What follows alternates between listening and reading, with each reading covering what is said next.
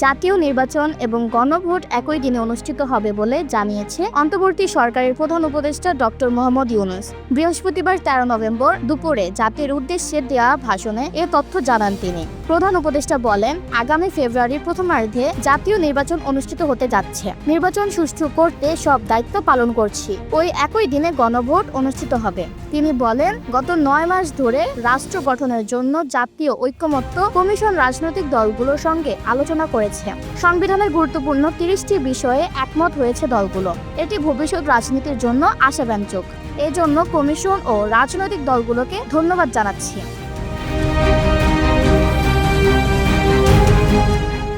তিনি আরো বলেন, যেসব বিষয়ে রাজনৈতিক দলগুলো ঐকমত্য হয়নি সেগুলো নিয়ে অনৈক্য খুব বেশি নয়। বাস্তবায়নের প্রক্রিয়া নিয়ে আলোচনা করছে তারা। কেউ বলছে আইনের মাধ্যমে, কেউ বলছে অধ্যাদেশ জারির মাধ্যমে। এটি গণতান্ত্রিক প্রক্রিয়া, স্বাভাবিক বিষয়। ডক্টর ইউনূস বলেন, গণভোটের ব্যালটে থাকবে 4টি প্রশ্ন, দিতে হবে হ্যাঁ অথবা না উত্তর। ইসরাত জাহান, আজাদ ডেস্ক।